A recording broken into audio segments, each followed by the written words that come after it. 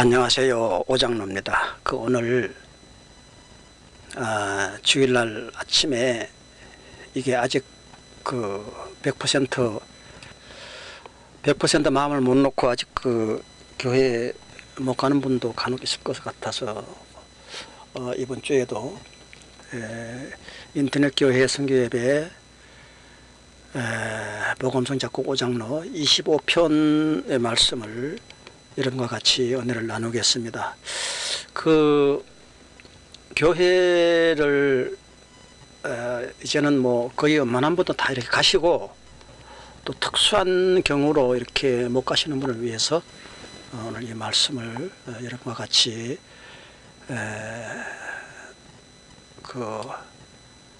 같이 읽으면서 같이 은혜 나누고, 여기서 여러분과 같이 인터넷 예배를 통해서 만난다는 그 자체가 나는 정말 행복하고, 여러분이 이 부족한 저를 성경 말씀 전해주는 것을 들어주는 데서 얼마나 감사한지 몰라요. 왜 그러냐면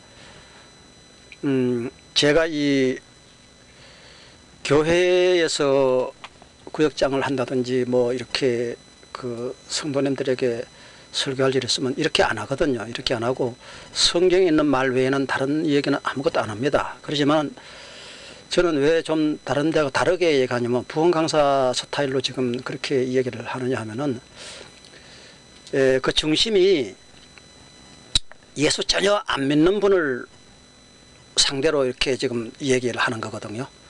예수 잘 믿는 분은 좀 그렇게 너무 세상적인 얘기를 많이 하지 않나 이렇게 생각하지만은, 제가 은혜 받기 전에 몇십 년 신앙생활 할 때 이렇게 목사님들 설교 말씀 들은 걸 기억을 해보면, 제가 믿음이 정말 없을 때, 지금도 큰 믿음이 있는 건 아니지만 생각해보면은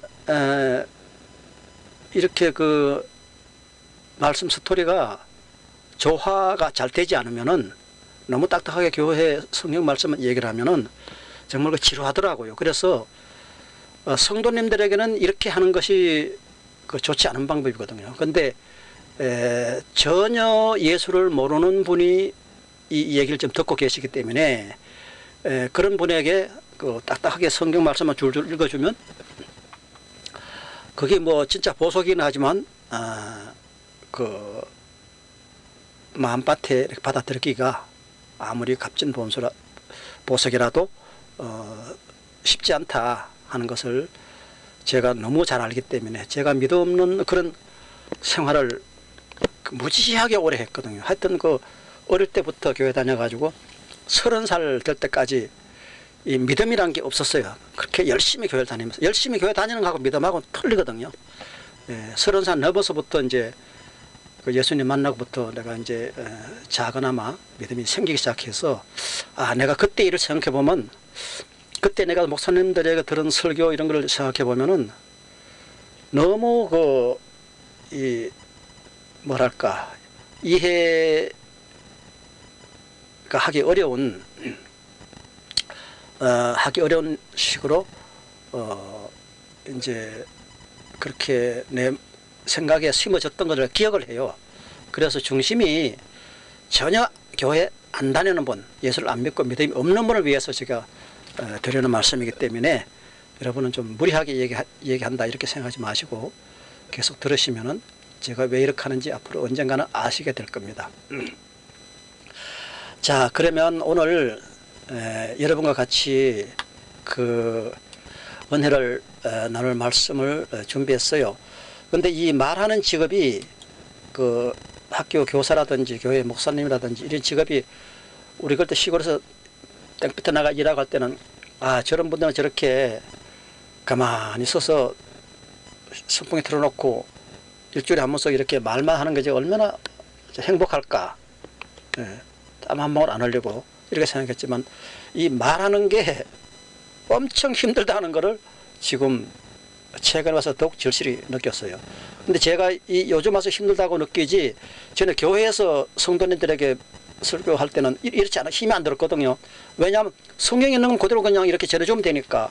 그리고 이 구역 예배 같은데 이제 구역장에 가면 공부라 그래가지고 공가라는 그 책이 나와요.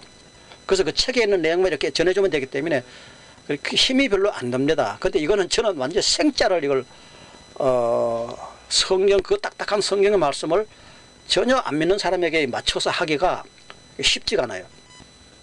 그래서 우리가 실방에 가보면 막 말을 막 빨리, 저도 조금 이렇게 빨리 하는 편인데 빨리 막 해가지고 많은 것에 시간이 쫓기니까 해가지고 입이 바짝바짝 타고 막 물 마셔야 되겠다고 하는 분을 많이 봤거든요. 그래서 말하는 것도 그만큼 힘이 들다. 예. 뭐 세상에 이 세상에 힘 안 드는 일이 어디에 있겠어요? 예. 다 힘이 드는 거죠. 정신적인 노동이든 육체적인 노동이든. 아무튼 그건 그렇고 오늘 이 여러분과 같이 그 은혜를 나눌 말씀은 신약에 있는 말씀을 가지고, 신약에 있는 말씀은 또 전혀 예수를 모르는 분에게 전하기가 더 딱딱해요. 예. 그 딱딱한 말씀을 제가 어떻게 부드럽게 이렇게 만들어 가지고 좀 가마솥에 살짝 삶아 가지고 좀 부드럽게 해서 여러분에게 드시고 소화가 될 수 있도록 이렇게 하느라고 좀 나름대로 애를 쓰고 있습니다. 그래서 우리가 그 여러분이 와가지고 지금 내가 이제 그 주일 예배 올린 거 보면은 많은 분이 듣는 걸 보고 참 얼마나 감사한지 몰라요. 다 예수 믿는 사람만 듣는 건 아닌데, 내가 볼 때는 예수 안 믿는 사람도 그걸 들어준다는 거예요. 그래서 그분들의 그 눈높이에 어느 정도 맞춰야 되겠다. 처음부터 계획을 그렇게 해뒀어요. 그렇게 했기 때문에 교회에서 듣는 설교하고는 조금 틀린다 이렇게 생각하고, 여러분들 산에 가서 뭐 부흥회 할 때 부흥 강사들이 이렇게 좀 그 설교를 딱딱하지 않고 사람들에게 은혜를 끼치게 하는 그런 스타일, 이런 것을 제가 생각하고 있어요. 그래서 우리 이제 인터넷 교회도 점점점 이게 이제 발전이 되면 또 인터넷 속에서 부흥 강사도 나올 수 있고, 또 인터넷 교회가 정식으로 교회가 설 수도 있고, 제가 어떤 데 가보니까 뭐 어떤 목사님이 같은데 이렇게 막 방언으로 기도하고 그 구자를 보여줘가면서 이제 헌금을 받고 이렇게 하는 것을 봤어요. 그래서 저는 그런 것은 반대고, 이게 아무래도 조금 좀 시끄럽더라도 좀 틀어야 되겠어. 좀 기온이 약간 올라가네요.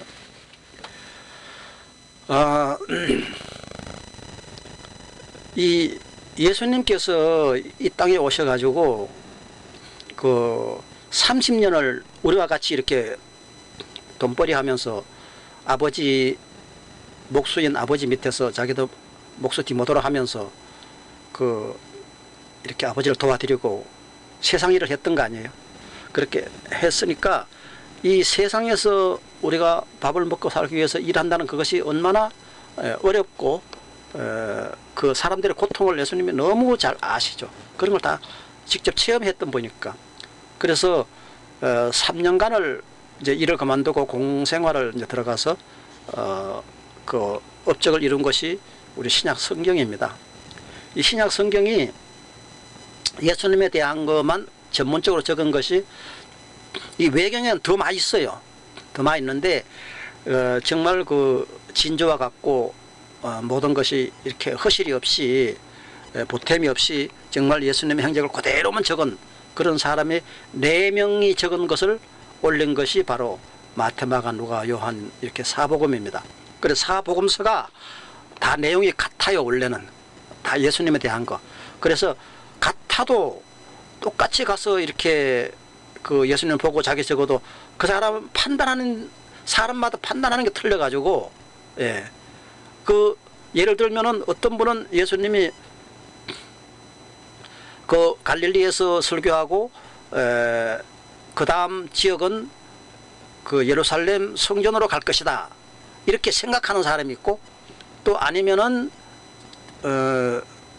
그 다른 지역으로 멀리 다른 지역으로 갈 것이다 생각하는 사람이 있고, 각자 생각은 틀리는 거니까 수필은 같은 내용을 하지만은 그래서 보면은 나중 결국은 연필은 글자는 다 이렇게 같은 내용으로 모아져 있어요. 그런데 그 네 분이 다 직업이 다른 분들이에요. 그 지금 이 복음서를 적은 그 수필가가. 그래서 이 베드로 같은 사람은 그때 글을 배운 게 별로 없어가지고 평생 이제 어부만 했기 때문에 이 글을 적을 수 있는 그런 능력이 안 돼서 베드로가 수필한 거는 없어요. 그래서 마태, 마가, 누가, 요한 이게 다 그때 당시 문장가들이 지식청이 있는 사람들이 이제 글을 알았고 그 글을 비로소 이렇게 적은 것이 오늘날까지 이렇게 이어오고 있습니다. 자, 그러면 예수님이 이 땅에 살아 계시면서 자기 자신의 그 제자를 부를 때 그 어떤 사람을 딱 보고 야, 너 이리 와. 그 일 하던 그만두고 내한테 와서 내 제자가 됐었는데 날 따라다녀. 이 가만. 그럼 그 사람이 예수님에 대해서 모르는 사람한테 그런 소리 하면은 저 사람이 자기 정신이야 지금? 날 보고 뭐 우리 식구하고 다 굶어 죽으란 말이야? 이제 이렇게 되잖아요. 그래서 예수님은 제자를 부를 때마다 한 명 한 명이 다 신경을 써가지고 그 사람이 탄복하고 나한테 돌아올 수 있게끔 그런 모든 그때그때의 그 내용을 그 사람에게 심어줍니다. 그래서 그 사람이 나는 그 모든 돈벌이 하던 거, 이 마태 같은 사람은 굉장히 예를 들어서 지금 그 마태 같은 그런 직업을 가진 사람이 우리나라에는 지금 없죠. 왜냐하면 다 이 대통령에서 장관도 정무직이기 때문에 뭐 임명해가지고 그 대통령이 끝나면 같이 끝나고 이런 거지만 이 마태 같은 경우는 세리장이라 우리나라에 있는 세무서장보다 훨씬 나은 거예요. 세무서장도 결국은 바뀔 수 있어요. 근데 마태 같은 사람은 그것이 평생 직업이죠. 어마어마하게 돈이 큰 기업보다도 많이 들어오는 그런 직장에 앉아 있는데 예수님께서 아무 조건 없이 마태가 있는 그 세무사 앞으로 지나가다가 여름에 더운데 문 항열하고 앉아 있는데 사람들이 예수님을 쭉 따라가니까 그러니까 마태가 뭔 일이야 하고 내다보고 자기도 어제 앉아있다가 바깥을 내다보고 예수님 구경했는데 예수님의 길 가다가 길을 딱 멈추고 딱 그 안에 문 안에 마태가 앉아있는 걸 쳐다보세요. 눈이 딱 마주친 거야. 그래가지고 예수님 뭐라 그러냐면 마태야 네가 왜 거기 앉아있느냐 내려와서 나를 따르라. 이렇게 해서 지식이 풍부하고 무슨 말을 해도 충분히 이해할 사람에게는 이런 식으로 그냥 한마디로 딱 던져가지고 그를 불렀지만 제자를 불렀지만은 다른 사람은 다 다르게 불렀어요. 그 사람이 충분히 이해할 만하게. 오늘 지금 읽어드릴 성경에 누가복음인데 이 누가라는 사람은 의사로서 그때 당대 의사로서 돈을 잘 벌던 사람이에요. 이 지금 시대의 의사분들도 돈을 좀 더 잘 버는 의사가 있고 조금 덜 버는 사람이 있잖아요. 근데 이 누가는 그때 당시에 돈을 잘 버는 사람, 아주 인기 스타의 그런 누가 그 의사 선생님이었는데 그도 오늘날 그 돈벌이 많이 되는 의사 직업 다 버리고 한 푼도 돈 안 벌고 예수님을 따라다니는 평생을 같이 따라다녔다는 거 아니에요.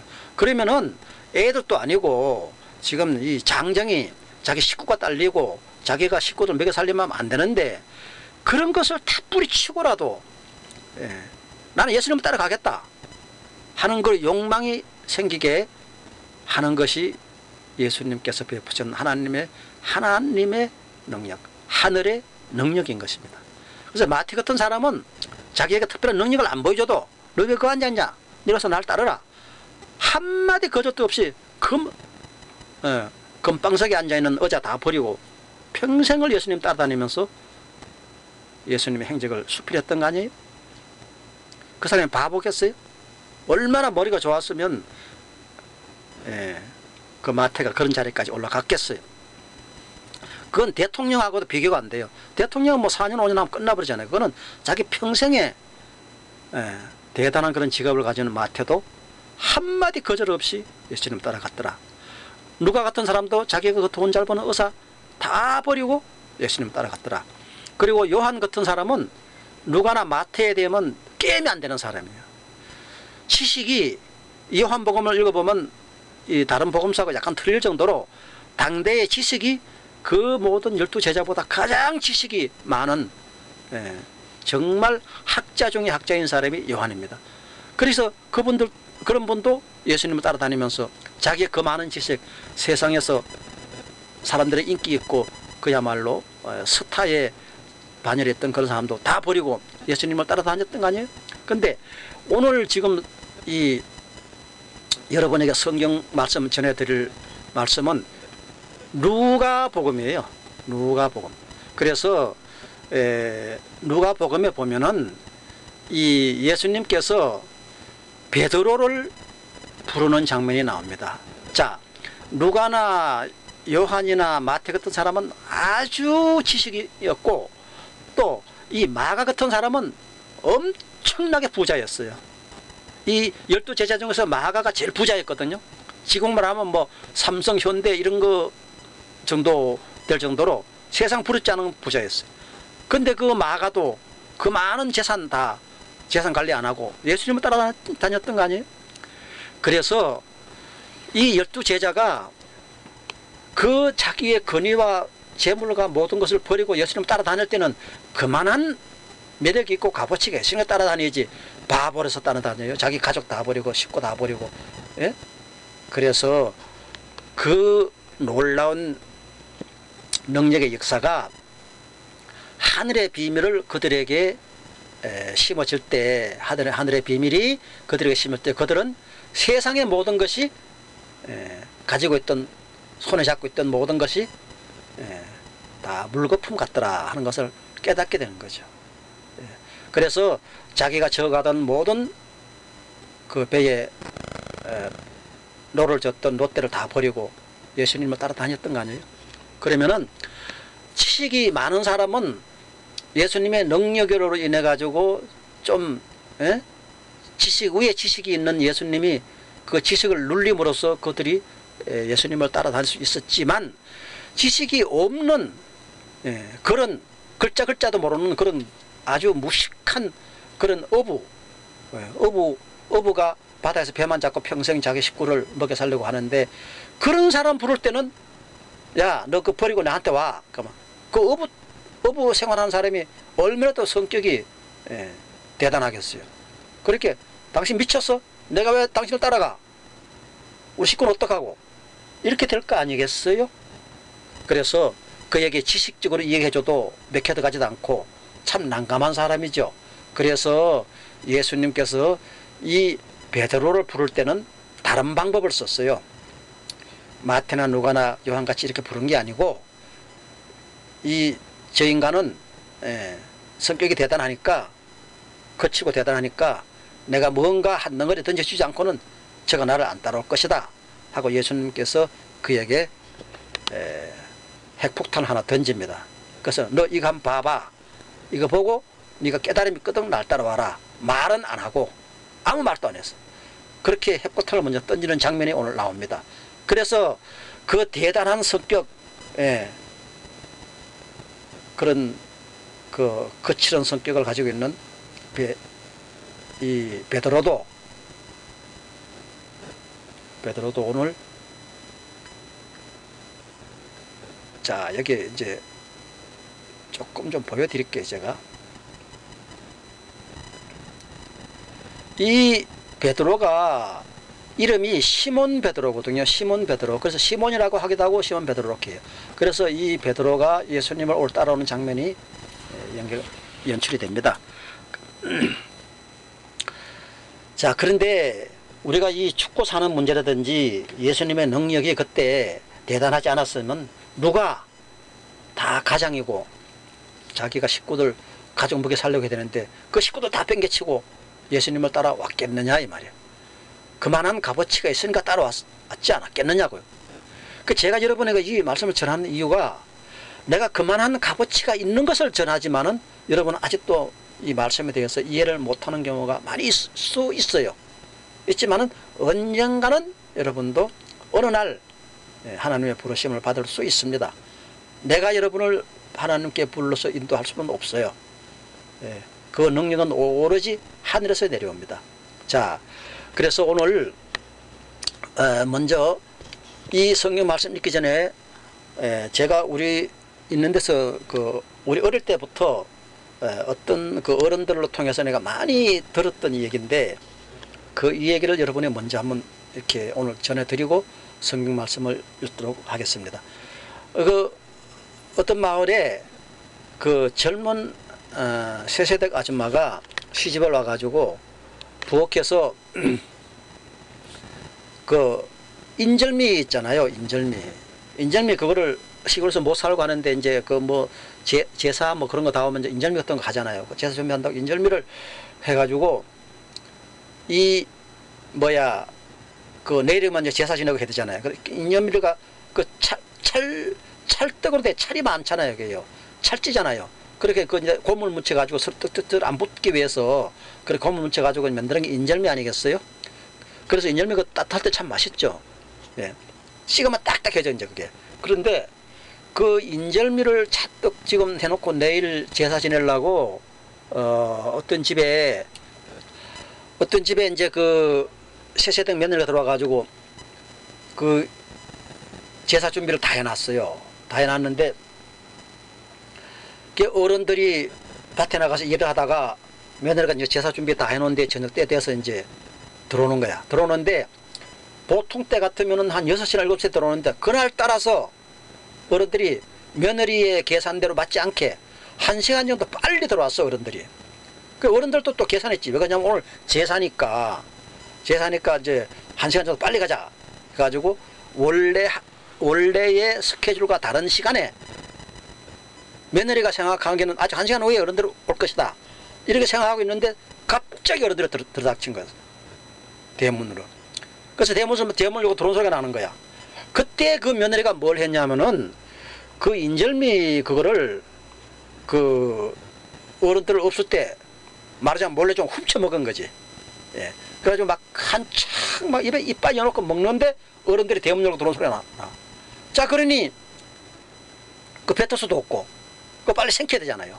그래가지고 그거를 그냥 무리하게 그냥 그걸 막 대충 씹어. 언제 다 씹어요. 뭐 어른들이 들어오는데 씹다면 들키잖아요. 그래가지고 뭐 대충 씹어가지고 막 억지로 막 넘긴 거야. 근데 그게 이 식도로 내려가면서 그냥 그 식도에 콱 걸려가지고 내려가지 못하고 갑자기 사람이 질식을 하는 거예요. 이제 그래가지고 그 며느리가 어른들도 들어오기 전에 인절미를 입으로 넘기는 과정에서 그냥 질식을 하죠. 숨도 못 쉬고 바로 그냥 그 자리에서 쓰러져 버린 거예요. 급사를 한 거지. 그래서 어른들이 들어보니까 며느리가 입에 인절미를 먹고 죽어 있는 거야. 그래가지고 금방 그렇게 죽었으니 이런 난감한 일이 어딨냐. 그래서 이 죽음도 시골에는 뭐 그런 격식이 있어요.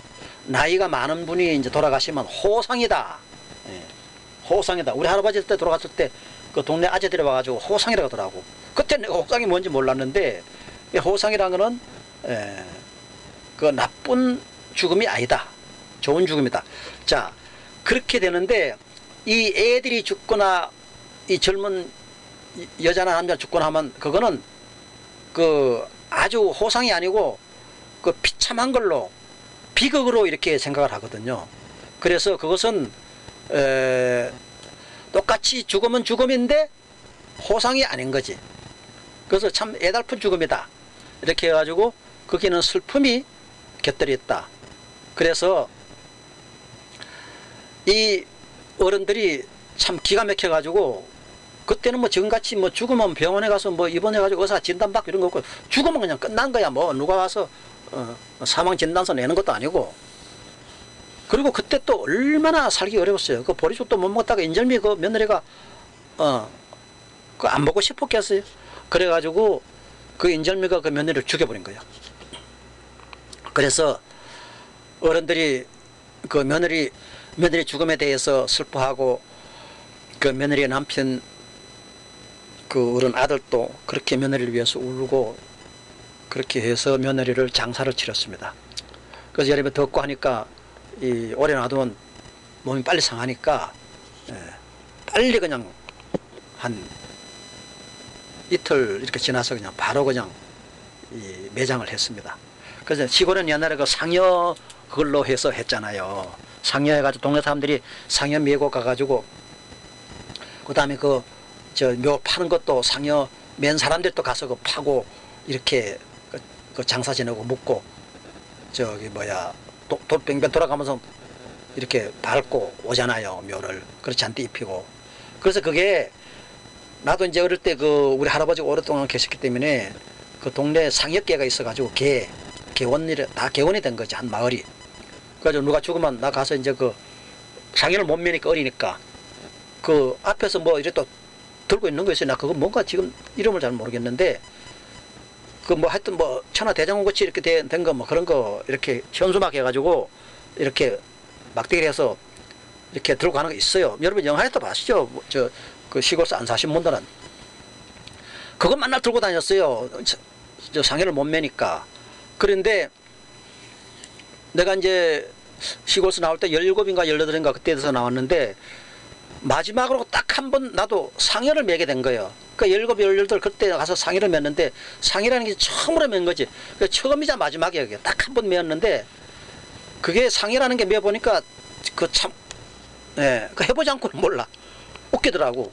그때 지금 같으면 그것도 요령이니까 그때 요령도 없고 참 굉장히 애먹었는데 이 상해를 매면 허리를 딱 펴면 절대 안 돼. 큰일 나요. 허리 부러지는 수가 있어요. 이게 왜 그러냐면 이 상해를 메고 쭉 여러 명이 쭉 메고 가면은 길이 말이요. 내가 가는 길을 밑으로 내려다볼 수가 없어. 사람으로 딱딱하게 총총 짜여졌기 때문에. 그래서 앞에 사람만 보고 그냥 발은 내가 못 보는 상태에서 앞을 못 보는 상태에 걸어간다고. 가다가 보면 길이 시골길이 울퉁불퉁해가지고 높은 데가 있고 낮은 데가 있어요. 그 내가 높은 데 딱 올라가 버리면 그 상해를 다 내가 매는 거야. 내 어깨에 다 힘이 가는 거야. 말도 못하게 무거워. 그때 그걸 모르고 허리를 굽히면 되는 건데 허리를 펴고 그냥 그거를 다 짊어졌다는 거 아니에요. 참 지금 생각하면 정말 기가 막힐 노릇이지. 처음이자 마지막이죠. 처음으로 맸으니까 누가 일러준 것도 없고. 그런데 가다가 이 낮은 데 딱 가면은 그저 먹는 거야. 어깨에 힘이 한 개도 안 와. 딴 사람이 다 메어줘. 그래서 그런 또 상해를 매보니까 그런 게 있더라고. 그 상해를 매면 이제 그 상해면 우린 데서 하는 소리가 이제 그 가면서 이제 하는 소리가 있어요. 러호 러호 러호이 러호 이렇게 그 네 박자로 그 네 박자에 맞춰서 가요. 그러니까 그것도 다 가락이 있더라고.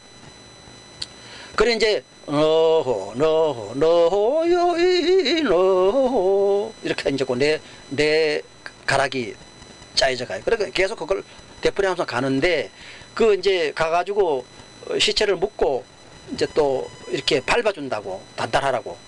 그러면 뺑뺑 들어가면서 막 춤을 치면서 앞에 선소리하고 막 이제 어허 달구지 어허 달구지 그러면 이제 뺑뺑 들어가면 이렇게 한다고. 그건 이제 나 다 해봤던 거거든. 한번 예. 어릴 때는 이제 그 이렇게 들고 가는 거 그것만 들고 가다가 이제 청년이 돼가지고 딱 한 번 메고 온 그때 그리고 이제 도시로 이사를 나왔어요. 그런데 어떤 일이 있었냐면은 그 젊은 여자가 그렇게 급살을 하고 죽었으니까 그날 상여를 메고 간 청년 하나가 그 여자에 대해서 입관하고 하는 걸 다 본 거야. 본 건데 신혼부부니까 손에 금반지가 끼어져 있거든요. 그 시골에서는 그 죽도 못 먹을 시절에 그 금반지 끼어 있으니까 그게 얼마나 탐나요. 시체는 썩으면 그만인데 금반지가 땅속에 저렇게 썩어간다는 게 너무 이 청년을 봐서는 자기는 뭐 시골에서 돈벌이도 없는 거고 지금 먹느냐 굶느냐 죽느냐 사느냐 그런 그 가난한 시절에 우리가 사는데 심지어 그때 얼마나 가난했냐 하면은 이 조영기 목사님 같은 분은 흙을 먹었다 하더라고. 먹는 흙이 있다고 그래야 돼. 그 흙을 자꾸 먹여 얼굴이 누래가지고 뭐 영양이 있어요 뭐가 있어요. 나는 그렇게 어려워도 흙은 안 먹어봤어요. 팥잎 그걸 많이 먹어봤지. 그래서 그만큼 우리가 흙을 먹고 살아야 될 정도로 어려운 그런 시기에 금반지를 땅에 묻어 놓는다는 게 이 사람이 젊은 사람 머리로서 그게 신경이 안 가겠어요. 그래가지고 그 청년 하나가 그 신혼 부부가 금반지가 손에 끼가지고 낀 채로 땅에 묻어지는 걸 봤거든. 그래서 이제 청년 하나가 옆에 친구를 불러가지고 야 우리 뭐 이렇게 밥도 못 먹는데 고생할 필요는 어디가 뭐 돈벌이 할 때도 없는 거고, 그러니까 그 금반지가 땅속에 묻어놓고 썩어가는 거 우리 그거 가서 꺼내자. 그럼 그 어떻게 꺼내냐? 금반지가 이 반지가 중지에 끼어 있잖아요. 중지에 앵기 손가락 다음에 끼어 있잖아요. 그러면 그 반지를 어떻게 빼겠어요? 그래가지고 미리 하면 계획을 세웠어. 아, 그 만약에 반지 정 못 빼면은 우리가 도끼를 가져가지고 손가락을 자르자. 그래가지고 도끼를 하나 준비해가지고 삽과 갱인을 가지고 밤에 둘이가 간 거예요. 묘를 가가지고 묘를 이제 다 파재키고 여자를 이제 그 손을 꺼내가지고 금반지 빼려고 보니까 손에 퉁퉁 불어가지고 전혀 안 빠지네.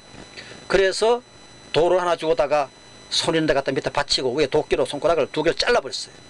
자르고 금반지를 뺀 거야. 금반지를 빼고 이제 다시 이제 그 여자를 거기다 묻어놓고 이제 올려고, 금반지를 빼고 나서 막 손에 피가 아직도 원래 그 이틀 이렇게 돼가지고는 피가 그렇게 살아있는 사람은 피가 돌지 죽은 사람은 피가 안 돌잖아요. 근데 이건 아직 나이도 적고 아주 이틀 3일 이렇게 안 됐기 때문에 피가 응고가 안 돼가지고 이 금반지를 빼려고 손가락을 자르니까 손에서 피가 막 나오는 거야. 그래서 죽은 지 오래되면 피가 안 나오는 거거든. 피가 굳어가지고 그 죽은 지 얼마 안 됐기 때문에 피가 나오는 거야. 그래가지고 또 그건 막 수위로 막 그 피 닦아가지고 해서 묶고 올려고 막 삽으로 이제 묻으려고 그 안에 딱 넣었는데, 아니 이 여자가 거기 손가락이 잘라지면서부터 재채기를 하면서 거기서 일어나 버리는 거야. 그래가지고 이 둘이가 손가락 잘라가지고 금반지가 올라가다 그냥 그 귀신 아니에요. 그게 한밤중에 아무도 안 보는데 몰래 가서 하는 건데, 그 기절 초풍을 하고 막 도망오는데 그 여자는 그 남자를 따라오는 거야 이제. 그러니 그야말로 전설의 고향이 벌어지는 거지. 그래서 그 여자는 그 여자 나름대로 무섭다고 그 남자를 따라오고, 남자는 그 여자를 보고 무섭다고 동네로 도망오고, 예. 각자 다른 계산에서 막 이제 뛰기 시작하는 거예요. 그래서 그 여자를 묻어놓은 묘에서부터 동네까지 3명이 다 왔다는 거 아니에요. 그래 와가지고 그 뭐야 그 저 본래 있던 남편하고 이렇게 이제 살게 됐는데, 그렇게 그 사연이 말이에요. 그 금반지를 빼러 갔다는 것 자체는 엄청 나쁜 일이잖아요. 하지만 결과는 어떻게 됐나요? 죽은 사람을 살려준 결과가 된 거죠. 그래서 그와 같은 일이 있었어요. 그래가지고 그 금반지 빼러 갔다가 죽은 사람을 살린 그런 일이 있은 것과 같이, 이 사람이 금방 죽으면요, 금방 죽으면 나도 이렇게 자꾸 전에 장티푸스 걸려가지고 청년 때 대구 그 칠곡이라는데 거기 사는데 이 장티푸스에 걸려가지고 한 6개월 동안 누워 있었어요. 근데 숨을 안 쉬고 어머니가 나를 보니까 숨을 안 쉬고 몇 시간씩 막 있더래요. 숨을 안 쉬고. 그때 죽은 거거든요. 숨을 안 쉬면 죽은 거 아니에요? 그래서 그때 숨을 안 쉬고 쉬었다가 숨을 쉬었다는 그런 생활도 몇 날 며칠을 했어요. 몇 번 했어. 그래서 내가 이 생각에 왔다 갔다 내 혼이 내 몸에서 나갔다 들어갔다는 그런 일을 그때부터도 벌써 많이 겪었어요. 그때 무슨 뭐 내가 예수 믿고 기도해서 천국 간 것도 아닌데, 그때 내가 본 장면들이 내 몸에서 나갔던 장면들이 있어요. 예, 그건 지금은 그게 오늘은 그 시간이 아니기 때문에 그건 내가 그만두고, 아무튼 사람이 금방 숨 끊어졌다 해서 금방 죽은 거 아니다. 그래서 왜 어떤 사람들 보면 자기 내 전문에도 이 얘기 했잖아요. 자기 어머니가 죽으면서 자기 막내가 그 바보로 고등학교 다닐 때부터 바보로 돼가지고 지금도 살고 있잖아요. 여기서 소통에 그 돼가지고 그 자식을 위해서 걱정이 돼가지고 눈을 안 감았다잖아요. 그렇게 그 맏딸이 엄마 내가 막내 책임지고 돌볼게. 엄마는 편안하게 가라고. 죽어도 이 정신은 아직 말짱해요. 예. 죽었다고 해서 금방 모든 것이 막 쓰레기 거칠이 되는 게 아니에요. 죽어도 최소한 하루 이상 이렇게 자기가 이 기도, 사람 말하는 기도도 다 듣고 죽은 상태에서도 기도 다 들려요. 그리고 정신도 말짱해요. 죽은 뒤에도 어느 동안 혼이 완전히 떠나가기 전에는 죽었다고 혼이 바로 떠나는 게 아니에요. 그래서 그때는 이 눈을 감으라고 감고 뜨라가면 뜨고 그런 것이 먹혀 들어가는 이유가 그 죽은 사람도 그 살아있는 사람 소리를 다 듣기 때문에 몸만 죽었지, 예, 혼은 아직 자기 정신은 몸에서 떠나가지 않았기 때문에 청력도 그대로 있고, 그래서 죽은 사람에게 한 말을 다 듣는 것입니다. 자, 그건 뭐 그게 중요한 게 아니고, 아무튼 죽었다 해서 금방 중요하다. 그래서 여러분 부모님한테 가서 죽었다 해서 막 옆에서 아들 이렇게 저기 뭐야 재산 다툼하고 싸우고 이렇게 하면 안 돼요. 죽은 사람도 그 소리를 다 듣는 거예요. 몸만 죽었지 혼이 죽은 게 아니에요. 말짱히 살아있어요. 나는 왜냐하면 내가 아까 얘기했잖아요. 6개월 동안 누워있다가 몇 시간 동안, 한 4시간, 3시간 동안 숨을 안 쉬다가 또 놔주시고 하는 그런 일을 여러 번 해서 어머니가 계속 옆에서 봤거든, 그거를. 그런 것을 해봤기 때문에 죽었을 때 그때도 어머니가 내한테 한 말 다 들렸었어요. 숨 안 쉰다고 할 때 그때도 내가 다 들리더라고. 어머니가 내한테 한 말 다 들리더라고. 그렇게 자꾸 어머니가 막, 야, 너 정신 차려, 정신 차려 하는데 나는 몸이 그때 죽어 있었어요. 근데 그 소리가 다 들려요. 근데 소리가 들리는데 귀찮아. 예. 눈을 감았는데 눈을 뜨기 싫고, 몸은 죽었어, 그때. 죽어 있는데, 그 어머니가 막, 야, 일어나, 정신 차려라, 막 하는데, 그 소리가 막 귀찮더라고. 그냥 가만 눈 감고 있으면 편하겠다. 눈 감고 있는 게 제일 편하다. 예. 눈 뜨는 것도 귀찮고, 소리 들은 것도 귀찮아. 그런 것을 나도 겪은 거거든. 그러니까, 죽은 사람 앞에 놓고, 절대로 말 함부로 하면 안 돼요. 예, 그건 이제 우선, 여러분에게 이제 말씀드리고, 오늘 제가 왜 이런 얘기를 하느냐 하면은, 이 예수님이 이 베드로를 불렀을 때, 베드로를 불렀을 때 오늘 이게 나옵니다. 그럼 베드로가, 그 거친 성격의 베드로가 괜히 예수님 따라왔겠어요? 애도 아니고, 어림도 없는 거죠. 그러면 어떻게 해서 베드로가 예수님을 따라올 수밖에 없었느냐? 마태 같은 사람들끼리 마태 같은 사람에게 한 말과 같이, 야, 베드로야, 네가 왜 거기서 고기를 잡고 있냐? 나를 따르라. 이렇게 해가지고 베드로가 예 하고 그 배를 집어 던지고 얘는 따라왔겠어요? 택도 없어요. 그래서 베드로는 그런 말 해가지고 예수님을 따라갈 사람이 아니었어요. 그래서 오늘 예수님이 베드로를 어떻게 부르는지 여러분 이제 보여드릴게요.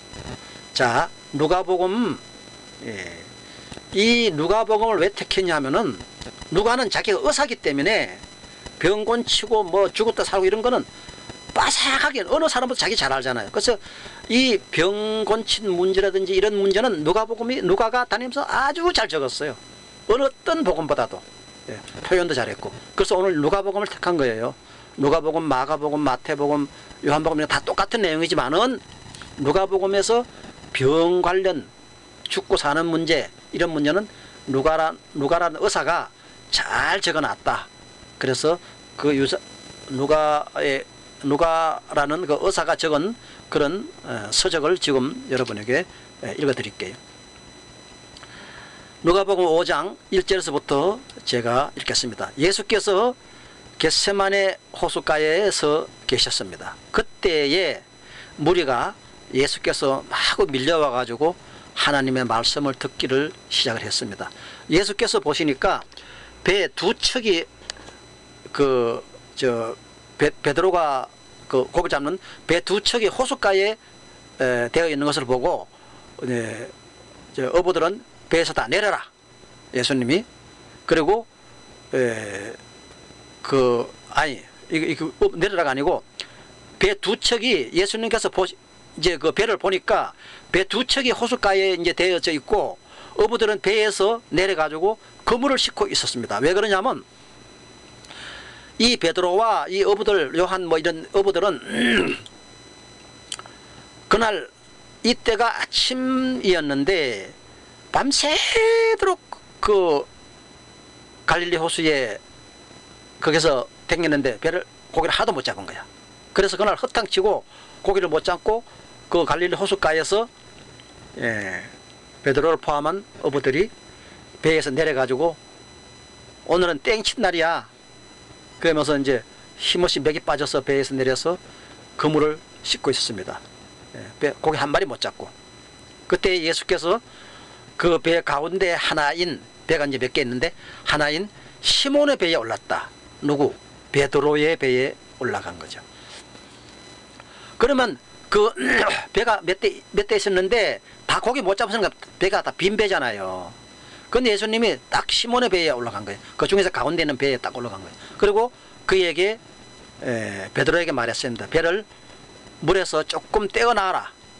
이렇게 말한 다음에 베드로가 이제 물에서 약간 무리가 많으니까 무리가 예수님과 몰려 들어가니까 물이 있으면 못 들어오잖아요. 그래서 물로 배를 약간 뛰게 해라. 예수님 명령했을 때 베드로가 이제 그 예수님을 싣고 노를 저 가지고 물에서 그 육지에서 약간 떨어지게 했습니다. 그런 다음에 배에 앉으시어 무리를 가르치셨다. 예수님께서 그렇게 가르치는데 그 예수님이 다 하늘나라 설교 뭐 이런 걸 다 하고 예수님께서 그 말씀을 모두 마치고 이제 마지막으로 그날 설교가 끝나면서 그 시몬 베드로에게 이렇게 예수님이 말씀하셨습니다. 예, 베드로야, 깊은 데로 나가서 그물을 내려서 고기를 잡아라. 이렇게 베드로에게 예수님 말했습니다. 그러면 이 베드로의 성격에 그 당신은 저 하나님 말씀이나 전에 뭘 안다고 고기를 밤새도록 이제 한 마리도 못 잡았어. 근데 뭐 지금 가서 새로 와가지고 무슨 뭐 깊은 데 가서 고기 잡으라고? 그걸 말이라고 하는 거야? 이렇게 말함직도 한데 이 베드로가 예수님께서 그날 그 와가지고 이렇게 설교하는 걸 들어보고 감동을 받은 거예요. 그래서 이 베드로가 거친 성격을 전혀 보이질 않고 예수님이 시킨 대로 말했습니다. 그래서 그 말을 들은 베드로가 이렇게 말했습니다. 시몬이 대답을 하기를, 선생님, 우리가 밤새도록 애를 썼으나 아무것도 잡지 못했습니다. 그러나 선생님의 말씀을 따라서 그물을 한번 내려보겠습니다. 베드로가 이렇게 말했습니다. 그런 다음에 베드로가 예수님이 시킨 대로 깊은 데로 가가지고 그물을 던지라는데, 거기 그물 던져라. 그래가지고 베드로가 그물을 던졌습니다. 그때에 밤새도록 그 많은 배가 한 대도 아니고 여러 대가 가서 한 마리도 못 잡았던 그 고기가 예수님이 시킨 대로 거기가 던져, 거기 그물 던져라. 깊은 데로 가서 그물을 던졌을 때 수없이 많은 고깃대가 그물에 걸려 들어가지고 그물이 찢어질 정도가 되어버렸어요. 세상에 이럴 수가. 베드로는 이제 처음 보는 광경이에요, 이게. 그래서 베드로가 그날 거기서 예수님이 자기 배에서 올라서 설교 말씀을 듣고, 설교 말씀만 들었으면 그냥 감사한 일인데, 이게 뜻밖의 말이지. 자기들은 밤새도록 한 마리도 못 잡았는데 한 방에 그냥 이 그물이 찢어질 정도로 거기에 걸려들었으니 이 베드로의 마음이 어떻게 했느냐. 그래서 내가 이 천국의 얘기도 늘 하는 얘기가 뭐냐면은, 천국에도 가면은 자기가 이해할 수 있는 범위 내에서 보여줘요. 목사님 막 설교하시는 분들은 그 설교하시는 그 범위 내에서 보여주고, 뭐 이렇게 옷을 만들던 사람은 그 옷을 만드는 그런 범위 내에서 천국을 보여줘요. 그렇게 그와 같이 이 예수님도 이 베드로에게 너가 아는 거는 고기 그거밖에 없지. 그러면은 네가 오늘 내가 탐복을 하도록 내가 만들어 줄게. 말은 안 했지만 바로 이 전해준 행동의 메시지는 바로 그거였거든. 너 지금 내가 하는 대로 하면 탐복으로 자빠질 거야. 그래서 이 예수님께서 그들은 다른 배에 있는 동료들에게 손짓하며 그 베드로와 예수님이 하라는데 거기 가서 배를 뭡니까? 고기를 너무 그물에 많이 걸려가지고 그물이 막 찢어질 정도로 배로 나오니까 배가 가라앉게 생겼어. 그래서 베드로하고 이제 그 사람들이 자기 동료들 옆에 배가 몇 대 있었다 그랬잖아요. 그 배들한테 막 손짓해가지고 와서 자기들을 도와달라고 했습니다. 그래서 다른 배 한 개도 못 잡은 사람들 있잖아요. 그 배들이 막 이제 노를 저어가지고 이제 감당 못하는 고기 때 배가 가라앉을 정도로 있는 그 배인대로 베드로가 부른 대로 그리로 갔어요. 그들이 가서 고기를 2배에 가득히 채우니. 그렇게 그 배를 한 배에 다 못 실어가지고 다른 사람들 배에도 막 해서 2배에다가 가득히 채워가지고 배가 가라앉을 지경이 되었다. 2배에 실었는데도 가라앉을 지경이 되었어. 이런 세상에. 그 베드로는 그걸 이해할 수 있는 사람이거든요. 그 지금 그 지경에서 베드로가 있는데 그 지경에서 무슨 뭐 떡덩이를 하나 줘가지고 그걸 배가 안고 포겠다는 거 이게 아니고, 그런 평생에 자기가 알고 있는 지식이 고기 잡는 거 그거밖에 없는 거기 때문에, 고기 잡는 거는 오늘 내가 네한테 고기 잡는 거 보여줄게, 예수님이. 그래서 예수님의 능력을 보여줬던 것이죠. 그래서 시몬 베드로가 이것을 보고 예수의 무릎 앞에 앉아 엎드려서 말했습니다. 주님, 제발 나에게서 떠나가 주십시오. 나는 죄인 중에 죄인입니다. 베드로가 알고 있는 지식으로서는 전혀 안 되는 일을 예수님 행했기 때문에 자발적으로 자기가 선생님, 주님 하면서 나는 죄인입니다. 나는 형편없기 황당무리한 사람입니다. 하고 고백을 했던 것입니다. 그때에 베드로 및 그와 함께 있는 모든 사람은 그들이 잡은 고기가 엄청나게 많은 것에 놀랐던 것이다. 또한 세베대의 아들들로서 시몬의 동료인 야고보와 요한도 같이 그 배에 있었는데 놀래버렸다. 그 광경을 보고 예수께서 시몬 베드로에게 말씀하셨습니다. 두려워하지 말아라. 이제부터 베드로, 너는 사람을 낚는 어부가 될 것이다. 이렇게 예수님은 그 시간 베드로를 부른 것입니다. 그래서 베드로는 자기가 알고 있던 그 모든 지식이 하루아침 예수님 앞에서 꼬꾸라지는 걸 보고 그 모든 것을 자기가 알고 있는 어부의 지식과 다 버리고, 모두 다 버리고 그 길로부터 베드로도 예수님 앞에 꼬꾸라져서 예수님을 따라다니게 되었던 것입니다. 그들은 배를 물에 댄 뒤에 그 모든 것을 다 버려두고 예수님을 따라갔습니다. 할렐루야. 이제 예수님이 베드로와 모든 제자들을 뒤로다니면서 전도하는 장면이 나옵니다. 역시 누가복음 7장 11절부터 제가 여러분과 같이 글을 읽으면서 언론을 나누겠습니다.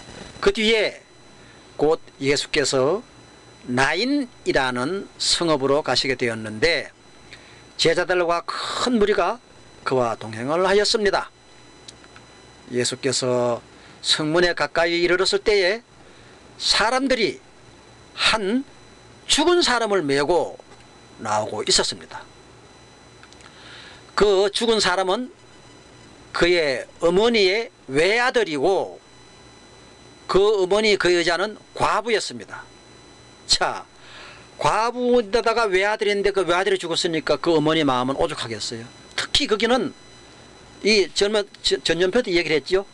남편은 그냥 이 남편 저놈은 아무다 꺼다, 남편의 시동생이고 뭐 꺼다 되는데 자식에 대한 애착심은, 씨를 받겠다는 자식에 대한 애착심은 자기 목숨같이 생각했던, 그때는 지금은 마찬가지지만은 그런 시대였는데 남편, 여자 이거보다도 자식에 대한 애착심이, 손을 잇는 자식에 대한 애착심이 대단했던 그런 시대에 과부가 된 여자가 그 과부의 외아들인 아들이 죽었으니 그 과부의 심정은 얼마나 오죽했겠느냐 이 말이에요.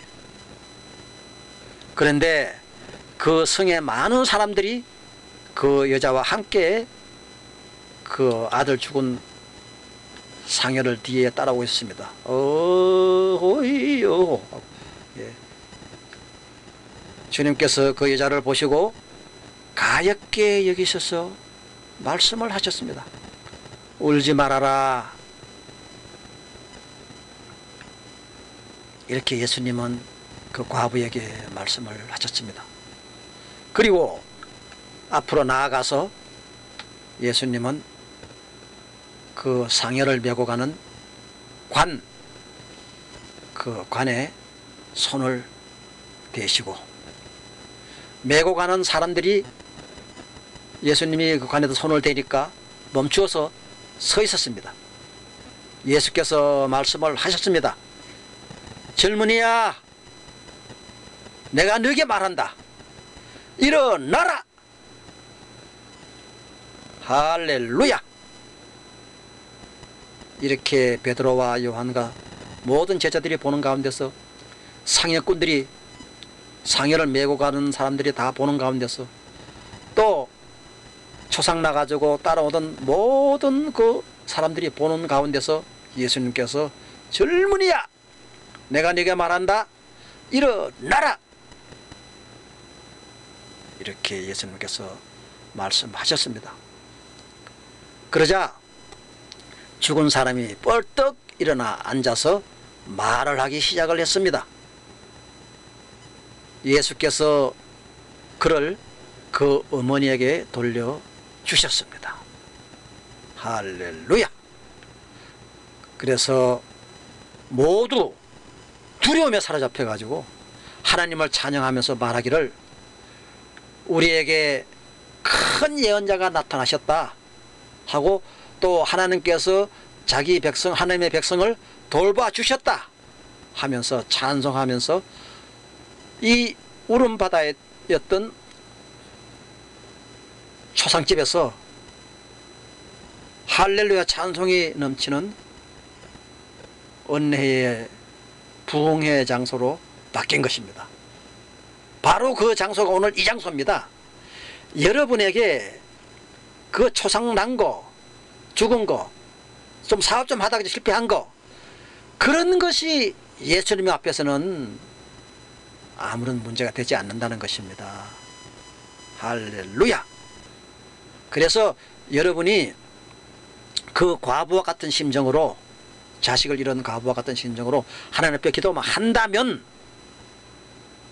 그때 과부의 아들을 살리신 그 주님께서 지금도 여러분을 눈동자같이 지켜보고 계시기 때문에 여러분이 하는 기도를 들으시고 역사를 이루시는 것입니다. 할 수 있습니다. 할렐루야.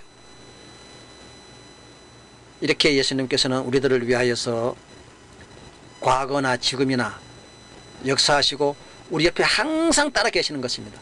지금 이 시간 우리 옆에 예수님이 계시는 건 여러분 믿습니까? 믿습니까? 여러분의 소원을 기도해 보십시오. 여러분 곁에 계시는 그 예수님이 여러분의 기도를 들어 주십니다. 믿으십시오.